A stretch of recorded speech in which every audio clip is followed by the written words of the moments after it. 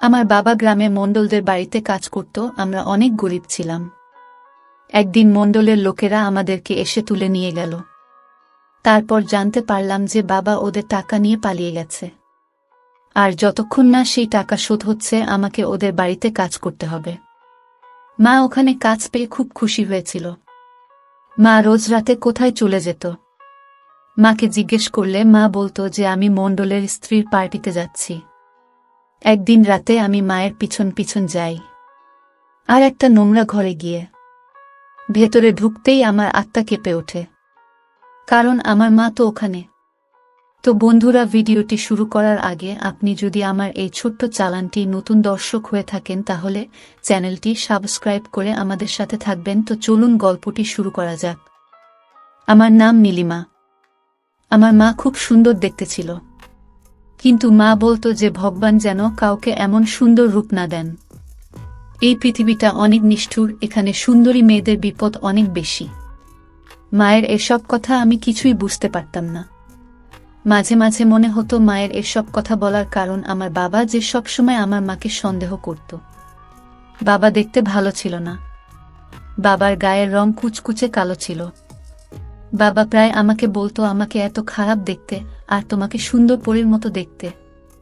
তুমি কি করে আমার সাথে সুখে থাকবে? তুমি মনে মনে নিশ্চয়ই অন্য কাউকে চাও। আমরা ছোট্ট একটা গ্রামে থাকতাম। সেই গ্রামে মণ্ডলদের এমন হুকুম ছিল যেন মনে হতো তারা এখানকার রাজা বাদশাহ আর আমরা তাদের চাকর। বাবা মণ্ডলদের হয়ে কাজ করত। খুব একটা ভালো কাজ ছিল না, শুধু মণ্ডলের সাথে সাথে থাকত, কিন্তু মূল বাবাকে চাকরের মতো ধমক দিত। মাও গ্রামে কাজ করত, কিন্তু সারাদিন পরিশ্রম করার পরও মা সুন্দর দেখতে ছিল। আমি ভাবতাম, না যদি ঠিক করে নিজের যত্ন নেয় তাহলে আরও কত সুন্দর হয়ে উঠতে পারবে। মায়ের খুব কম বয়সে বিয়ে হয়েছিল। মায়ের বয়স এখনো 30 বছর হয়নি, আর আমার বয়স 50 বছর হয়ে গেছে। একদিন মা আর বাবার মধ্যে খুব ঝগড়া হয়। বাবা মাকে জিজ্ঞেস করে, তুমি মণ্ডলদের বাড়িতে কেন গিয়েছিলেন? মা বলে, আমি ওখানে জিনিসপত্র দিতে গিয়েছিলাম, এর জন্য আমাকে পয়সা দেওয়া হয়েছে। বাবা সেই টাকাটা ছুঁড়ে ফেলে দেয় আর বলে, তোমার ওখানে যাওয়ার কোনো প্রয়োজন নেই। এরকম টাকা আমি চাই না। আমি চাই না অন্য কোনো পুরুষ মানুষের নজর তোমার উপর পড়ুক। তুমি শুধু আমার। তুমি যে খেতে কাজ করতে যায় সেখানে শুধু মহিলারা কাজ করে, তাই আমি তোমাকে ওখানে যেতে দিই। আমি চাই না তুমি কাজের জন্য ছেলেদের আশেপাশে ঘোরাঘুরি করে। মা আমাকে বলতো, তোর বাবার খুব খারাপ মানসিকতা। তোর বাবার খুশি থাকা উচিত যে সে আমাকে স্ত্রী হিসেবে পেয়েছে। সে কখনোই আমার যোগ্য হয়ে উঠতে পারবে না। আমার মনে হয় যে মা বুঝতে পারে না বাবা তাকে কতটা ভালোবাসে।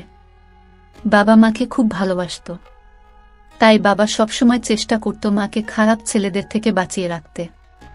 বাবা কাউকে মায়ের দিকে তাকাতে দিত না, আর মাকেও কারো দিকে তাকাতে দিত না। মা বাবার এই ভালোবাসাটাকে সন্দেহ মনে করত। মা বাবাকে কোনোদিন মন থেকে ভালোবাসতে পারেনি। রাতে কোনোদিন বাবা বাড়ি না ফিরলে মা খুব খুশি হতো। মা বলতো, ভালো হয়েছে আজ তোর বাবা বাড়ি ফেরেনি। আজ রাতে কেউ আর আমাকে বিরক্ত করবেন না। একদিন একটা বড় সমস্যা হয়। সেদিন অনেক রাত পর্যন্ত বাবা বাড়ি ফেরে না। আমার খুব চিন্তা হতে থাকে। আমি বারবার মাকে বলি যে বাবা কেন ফিরছে না, বাইরে খুব ঝড় বৃষ্টি হচ্ছিল। মা বলে, তোর বাবা কোনো ছোট বাচ্চা নয় যে হারিয়ে যাবে। হয়তো বৃষ্টির কারণে কোথাও আটকে গিয়ে কোথাও আশ্রয় নিয়েছে। বৃষ্টি থামলেই তোর বাবা ফিরে আসবে। অনেক রাতে আমাদের দরজায় এসে কড়া নাড়ে। আমার মনে হয় যে বাবা এসেছে। আমি দৌড়ে গিয়ে দরজা খুলি, কিন্তু বাবা আসেনি। মণ্ডলের লোকেরা এসেছে। তারা বাড়ির ভেতরে ঢুকে জোর করে আমাদের দুজনকে তাদের সাথে নিয়ে যায়।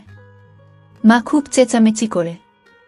আমি বারবার তাদের জিজ্ঞেস করি যে আমাদের কোথায় নিয়ে যাচ্ছ, তখন গ্রামের লোকজন সেখানে জড়ো হয়ে যায়।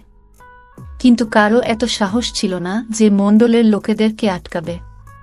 তারাও আমার মতো জিজ্ঞেস করে যে আমাদেরকে ওরা কোথায় নিয়ে যাচ্ছে। তখন ওই লোকগুলো বলে, এই মেয়েটার বাবা মণ্ডলের বাড়িতে কাজ করত। সে অনেক টাকা চুরি করে পালিয়ে গেছে।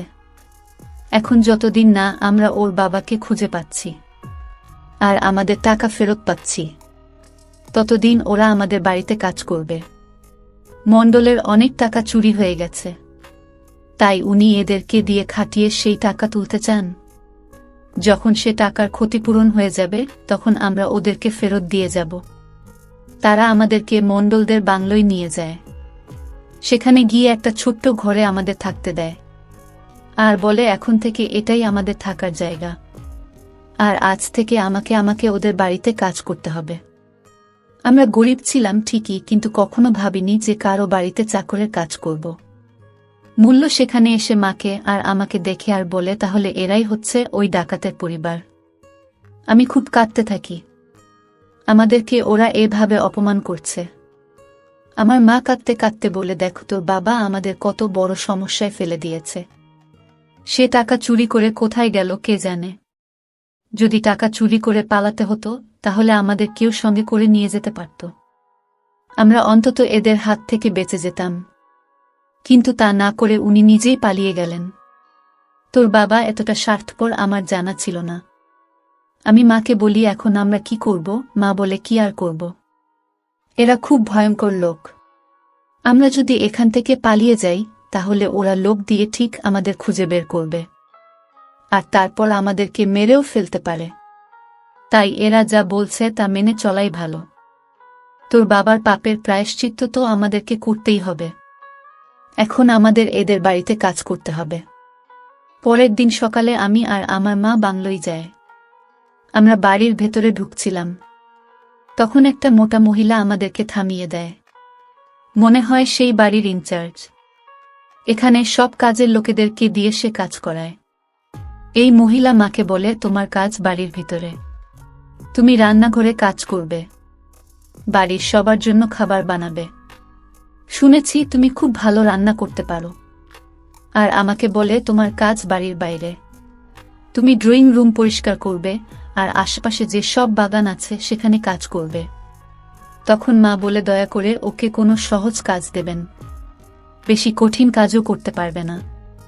তখন সেই মহিলা আমাকে ধাক্কা দিয়ে সরিয়ে দেয় আর বলে, যাবে এখান থেকে। কাজের লোকেদের এত বায়না আমার সহ্য হয় না। আমি মায়ের দিকে করুণ চোখে তাকাই। মা বলে, চিন্তা করিস না, এখন আমাদের খারাপ সময় যাচ্ছে, এটা খুব তাড়াতাড়ি কেটে যাবে, আমাদেরও দিন আসবে। মা বাড়ির ভেতরে কাজ করত আর আমি বাড়ির বাইরে। আমি সারা দিন মাকে দেখতে পেতাম না, শুধু রাতের বেলায় আমার মায়ের সাথে দেখা হতো। কিন্তু রাতে আমি এতটাই ক্লান্ত হয়ে থাকতাম যে আমি মায়ের সাথে কোনো কথা না বলেই ঘুমিয়ে পড়তাম। একদিন আমি মাকে বলি যে আমাকে এরা খুব কঠিন কাজ দেয়। মা বলে, আমার কাজটা সহজ নয়, এই বাড়িতে অনেক লোকজন, আর সারাদিন খাওয়া দাওয়া চলতে থাকে।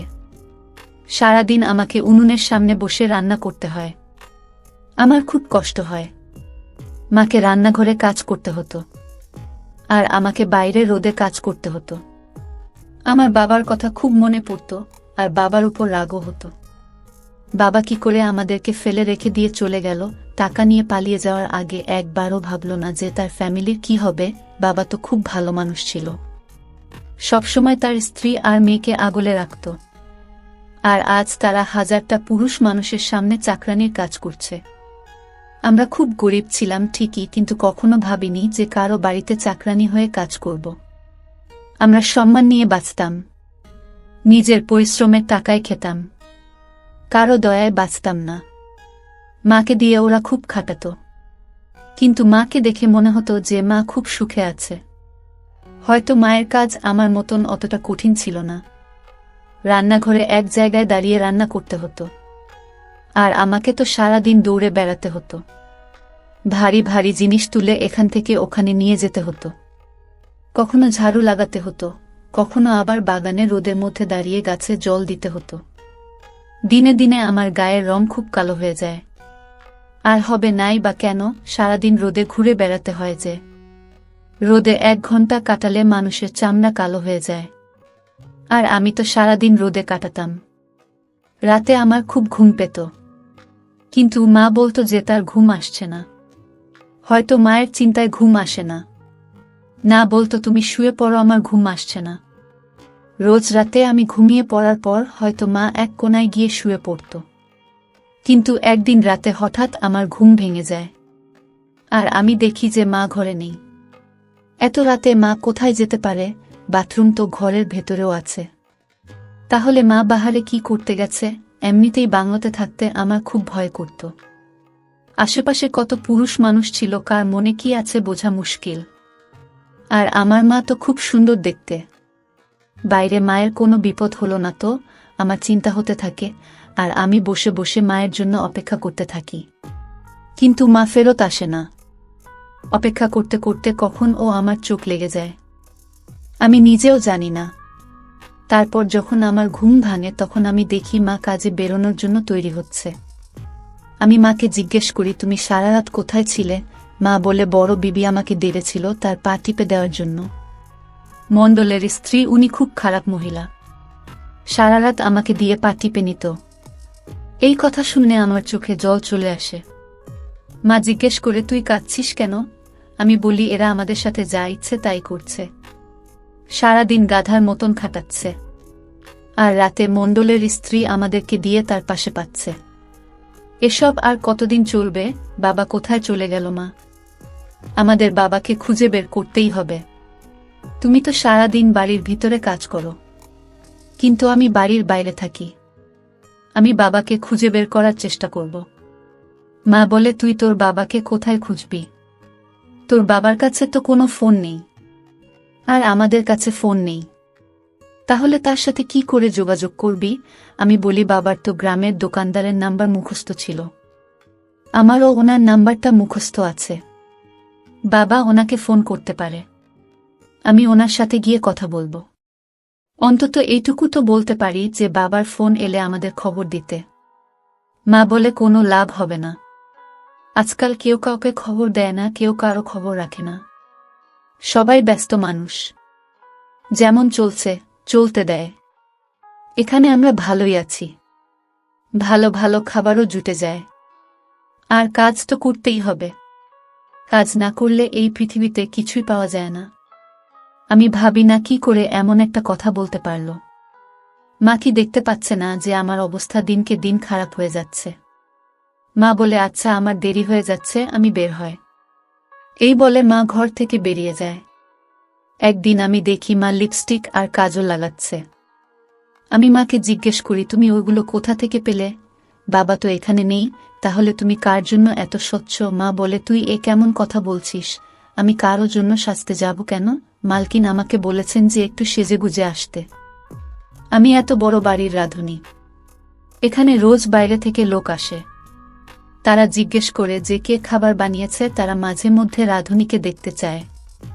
তারা যদি দেখে যে কোনো একটা নোংরা কালো মহিলা খাবার বানিয়েছে, তাহলে তারা সেই খাবার খাবে না। বড়লোকেদের অনেক ব্যাপার আছে, তুই বুঝবি না। মালকিন আমাকে সাজার জিনিসপত্র দিয়েছেন, আর বলেছেন রোজ সেজেগুজে কাজে যেতে। তুই জানিস, মালকিন আরও বলেছেন যে এবার থেকে আমাদেরকে মাসে মাসে মাইনে দেবে।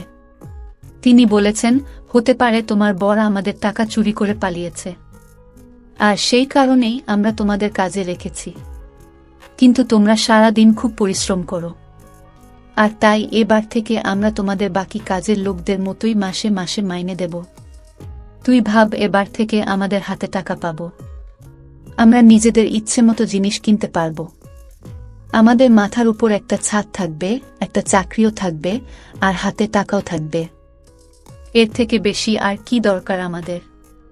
এমন সৌভাগ্য জনের হয়। আমি দেখে অবাক হয়ে যায় যে মায়ের এসব ভালো লাগছে। আমার তো সে সব দিনের কথা বারবার মনে পড়ত। আমরা নিজেদের বাড়িতে কত আনন্দে ছিলাম। বাবা রোজগার করে আনত, আর আমরা নিজেদের ইচ্ছে মতো উঠতাম বসতাম। কেউ আমাদের উপর হুকুম চালাত না। আর এখানে তো আমাদের সারাদিন কাজ করতে হয়, নিজেদের ইচ্ছা মতো কিছুই করতে পারি না। মায়ের এখানে কি করে ভালো লাগছে আমি জানি না। তারপর যত দিন যায় আমি মাকে দেখে আরও অবাক হতে থাকি। মায়ের বাবার জন্য কোনো চিন্তাই ছিল না। মা এখানে খুব আনন্দে আছে। কখনো সাজগোজ করছে, কখনো জমিয়ে ভোজ খাচ্ছে, কখনো নিজের মনে গান গাইছে, আবার কখনো রাতে গায়েব হয়ে যাচ্ছে। আমি লক্ষ্য করি একদিন পর পরই মা রাতে ঘরে থাকে না। মা কোথায় যায় আমি জানি না। আমার মনে হয় যে মা আমার থেকে কিছু একটা লুকাচ্ছে। একদিন আমি জানতে পারি যে মা আমাকে মিথ্যে কথা বলছে। এই বাড়ির একটা কাজের মেয়ে আমাকে বলেছে মণ্ডলের স্ত্রী এখানে থাকেন না। তিনি অনেকদিন আগেই বাড়ি ছেড়ে চলে গেছেন। মণ্ডলের চরিত্র ভালো নয়। ওনারা অনেক মেয়ের সাথে সম্পর্ক ছিল। এসব জানতে পেরে ওনার স্ত্রী ওনাকে ছেড়ে চলে গেছেন। উনার 2 ছেলেকেও তার সাথে নিয়ে গেছেন। সে ভালো পরিবারের মেয়ে, সব সহ্য করবে কেন? মণ্ডল এখন এই বাড়িতে একা থাকেন। এই বাড়িতে আমরা কাজের মেয়েটা ছাড়া আর কোনো মহিলা থাকে না। আমি ভাবি যদি মণ্ডলের স্ত্রী এখানে না থাকেন তাহলে মা রাতে কার পা টিপতে যায়। তার মানে মা এতদিন আমাকে মিথ্যে কথা বলে এসেছে। আমি জানি মানুষ মিথ্যে কথা তখনই বলে যখন সে কোনো ভুল কাজ করে। এখন আমাকে এটা জানতে হবে যে আমার মা কি ভুল কাজ করছে। সারাদিন কাজ করে রাতে আমি এত ক্লান্ত হয়ে থাকতাম যে আমি ঘুমিয়ে পড়তাম, আর মা কি করছে কিছুই দেখতে পেতাম না। একদিন আমি ঠিক করি যে আমি মায়ের পিছু নেব। এই বাড়ির মালিক দাদা খুব ভালো ছিল। একদিন আমি তাকে গিয়ে বললাম যে আজকে আমার শরীরটা ভালো নেই, আমি কাজ করতে পারবো না। মালি দাদা বলে এসব তোমার করার মতো কাজও নয়, তুমি যাও গিয়ে বিশ্রাম করো। আমি বলে দেব যে তুমি তোমার কাজ করে দিয়েছ। আমি সারাদিন বিশ্রাম করি যাতে আমি রাতে জেগে থাকতে পারি আর মায়ের পিছু নিতে পারি। মা যখন ঘরে আসে তখন আমি আগে থেকেই শুয়ে পড়েছিলাম, আর আমি ঘুমানোর ভান করি। মা এসে তৈরি হতে শুরু করে। আমি মাকে দেখছিলাম, কিন্তু মা ভাবে যে আমি ঘুমোচ্ছি। মা যখন তৈরি হয়ে ঘর থেকে বের হয় তখন আমি আস্তে আস্তে উঠে মায়ের পিছনে পিছনে যেতে থাকি। আমি এমনভাবে যাতে মা বুঝতে না পারে। আমি দেখি মা স্টোর রুমের দিকে যাচ্ছে, যেখানে বাড়ির সব জিনিসপত্র রাখা থাকে। আমি ভাবি মায়ের এত রাতে স্টোর রুমে কি কাজ থাকতে পারে। আমি দেখি মা স্টোর রুমের ভেতরে ঢুকে যায়। আমিও মায়ের পেছন পেছন সেখানে ঢুকে একটা আলমারির পিছনে লুকিয়ে পড়ি। আমি দেখি মা একটা বড় পর্দা সরাই, আর পর্দার পিছনে আমার বাবা বসে আছে। এটা দেখে আমার আত্মা কেঁপে ওঠে। বাবাকে দড়ি দিয়ে বেঁধে রাখা হয়েছে। মা বলে, বলো তো আমাকে কেমন দেখাচ্ছে? আমি যাচ্ছি মণ্ডলের কাছে। সে আমাকে বিয়ে করে নিয়েছে, আমি তার সাথে সুখে থাকব। তুমি আমাকে কোনোদিন সুখ দিতে পারোনি, তুমি এখানে বাধা থাকো। তো বন্ধুরা, ভিডিও মাঝখানে একটা কথা বলতে চাই। আমি আপনাদের সর্বদা হাসি খুশি রাখার জন্য খুব কষ্ট করে ভিডিও বানাই। তাই আপনাদের কাছে অনুরোধ থাকবে অবশ্যই ভিডিওটি দেখে একটি লাইক করবেন এবং এই চ্যানেলটি সাবস্ক্রাইব করে পাশে থাকবেন। তো বন্ধুরা, তারপর বাবা বলে, তুই একবার আমাকে খুলে দে, তারপর দেখ আমি তোকে আর মণ্ডল দুজনকেই মেরে ফেলব। তুই কত বড় বেঈমান, আমি তোর জন্য কি না করেছি। আর তুই আমাকে গ্রামের লোকেদের কাছে চোর সাজিয়ে আমার বদনাম করে দিয়েছিস। মণ্ডলের লোকেরা আমাকে তুলে নিয়ে এসে এখানে বেঁধে রেখেছে, আর এখন তো কে বিয়ে করে ফুর্তি করছে। আমি তোদের দুজনকেই প্রাণে মেরে ফেলব। মা বলে, মণ্ডল চাইলে তোমাকে 2 মিনিটে শেষ করে দিতে পারত, কিন্তু আমি ওনাকে আটকেছি। আমি বলেছি তোমাকে বন্দি করে রাখতে, কারণ তুমি যেই হও আমার মেয়ের বাবা। বাবা আহত বাঘের মতো ছটফট করছিল। আমার তখনও বিশ্বাস হচ্ছিল না যে বাবার সাথে এসব কিছু না করেছে, তাকে বদনাম করে এভাবে আটকে রেখেছে, আর নিজে মণ্ডলকে বিয়ে করেছে। মা ওই বাড়িতে রান্না করতে যেত না, বরং মণ্ডলের সাথে সময় কাটাতে যেত। মা বাবাকে বলে, তুমি কখনোই আমার যোগ্য ছিলেন না, তুমি আমার সাথে অনেক ফুর্তি করে নিয়েছ, এখন তুমি এভাবে জীবন কাটাবে। তোমাকে এই অবস্থায় দেখে আমার বেশ ভালো লাগে। মা ওখান থেকে চলে যায়। আমি আমার চোখের জল মুছে বাবার কাছে যাই। বাবা আমাকে দেখে অবাক হয়ে যায়। আমি কাঁদতে কাঁদতে বাবাকে সব কথা বলি। আমি বাবার বাঁধন খুলে দিই। পাশে একটা কুডোল পড়েছিল। বাবা সেটাকে তুলে বলে, আজ আমি ওদের দুজনকে ছাড়ব না। আজ ওদের আমার হাত থেকে কেউ বাঁচাতে পারবে না। কিন্তু আমি বাবাকে আটকে দিই আর বলি, বাবা তুমি এটা করতে পারো না, তুমি আমাকে প্রাণে মেরে ফেলতে পারো না। আমি জানি সে তোমার সাথে অন্যায় করেছে, তোমাকে ধোঁকা দিয়েছে, কিন্তু সে আমার মা হয়।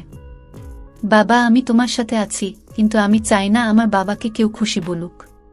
চলো আমরা এখান থেকে চলে যাই। আমি তোমার সাথে যেতে চাই। বাবা আমার কথা মেনে নেয়। আমার খুব খারাপ লাগছিল যে আমাকে আমার বাবা আর মায়ের মধ্যে একজনকে ছেড়ে যেতে হচ্ছিল, কিন্তু আমি সত্যের পথে চলতে চাই। যে ঠিক তাকে সমর্থন করতে চাই। আমার মা আমাদের সবাইকে মিথ্যে কথা বলছে। নিজে মণ্ডলের সাথে আগামী থাকত আর আমাকে বাইরে রোদের মধ্যে কাজ করতে ছেড়ে দিত। মা আমাকে ও ভালোবাসে না। মা শুধু নিজেকে ভালোবাসে। আমি আর বাবা ওখান থেকে চলে যায়, কিন্তু যাবার আগে বাবা গুদামঘরে আগুন লাগিয়ে দেয়। ওখানে অনেক জিনিসপত্র রাখা ছিল, সেগুলো সব জলে পুড়ে ছাই হয়ে যায়। সেই রাতেই আমরা গ্রাম ছেড়ে চলে যাই। পরে আমরা জানতে পারি যে ওই গুদামঘরে শুধু মণ্ডলদের জিনিসপত্র রাখা ছিল না, ওখানে ইনকাম ট্যাক্স থেকে বাঁচার জন্য উনি অনেক টাকাও রাখতেন। সেই সব টাকা জ্বলে পুড়ে ছাই হয়ে গেছে, আর মণ্ডলের অনেক ক্ষতি হয়ে গেছে। ওনার এত ক্ষতি হয়েছে যে উনি আমার মাকে ছেড়ে দিয়েছেন। উনি বলেছেন এই মহিলা খুব অপয়া। এ আমার জীবনে আসার পর আমার এত বড় ক্ষতি হয়ে গেল। মা এখন গ্রামের রাস্তায় রাস্তায় ভিক্ষে করে। মা জানে না যে আমরা কোথায়, তাই আমাদের কাছে আসতে পারেনি। এখন আমি আর বাবা শহরে থাকি। বাবা বলেছে যে সে আমাকে লেখাপড়া শিখিয়ে শিক্ষিত করে তুলবে, তারপর আমায় বিয়ে দেবে।